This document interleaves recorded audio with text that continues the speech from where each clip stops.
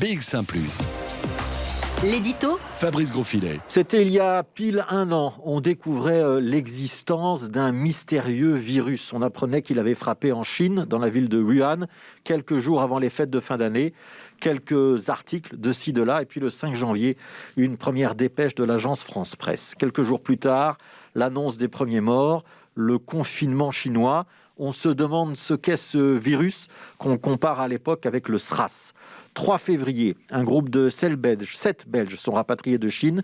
Ils sont mis en quarantaine à l'hôpital militaire de Neder-Overbeek.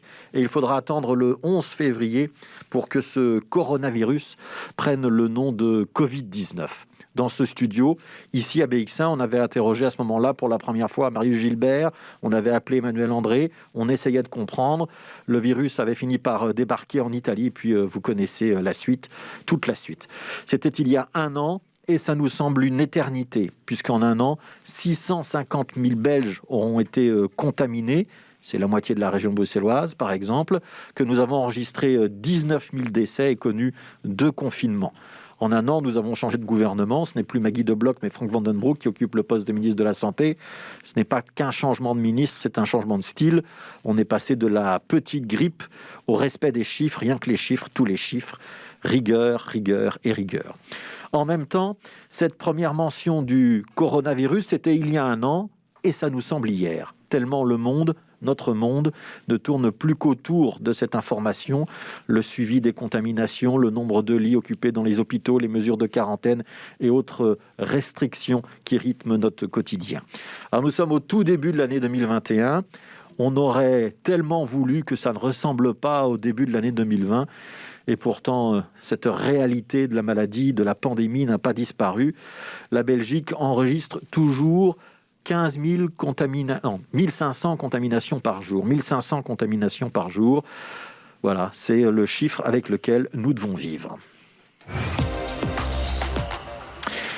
2021, c'est donc la continuation de 2020 et en même temps, il y a une différence de taille, c'est la possibilité de se vacciner. Vaccination de 700 seniors pendant les dernières semaines de décembre, mais réelle vaccination à partir de demain avec plus de 80 000 vaccins qui seront administrés chaque semaine et la perspective de pouvoir monter en puissance au fur et à mesure que d'autres vaccins seront validés par les autorités européennes. Ça signifie qu'en 2021, nous ne serons plus démunis face au coronavirus. Nous avons une arme, alors c'est une arme défensive, préventive, pas une arme curative, hélas, mais elle nous permet quand même de protéger ceux qui veulent l'être. Et pour beaucoup de personnes âgées, de personnes à risque avec une santé un peu plus fragile que la moyenne, ça permettra de sauver des vies. Ça a l'air anodin, un vaccin, mais c'est un énorme pas vers la mise sous contrôle de la pandémie. Ce passage de 2020 à 2021, c'est donc une bonne nouvelle. On ne peut pas parler d'un basculement. Les 12 coups de minuit n'ont pas effacé la Covid-19 d'un coup de baguette magique. Et Frank Vandenbroek, ministre de la Santé, a beau se réjouir des chiffres de contamination qui baissent, il n'envisage pas encore de réel allègement dans nos vies quotidiennes. Si la baisse continue, la perspective d'assouplissement s'ouvrira, mais pas immédiatement. En d'autres termes, l'objectif des 800 contaminations par jour, ça reste la barre à atteindre pour vraiment assouplir les mesures. Nous sommes aujourd'hui au double de ce chiffre. L'effort doit donc être poursuivi. Une fois que nous aurons mis l'épidémie sous contrôle, il faudra encore affronter la réalité économique et sociale, voir qui peut redémarrer son activité, qui ne le peut pas. Bref, 2021 par rapport à 2020, ce sera une évolution, mais pas une révolution. Ce n'est pas un passage soudain du noir au blanc, c'est juste le retour de l'espoir, d'un espoir raisonnable, mesuré, réaliste, rationnel. Mais après les nombreux mois d'incertitude que nous venons de traverser, c'est déjà un palier encourageant.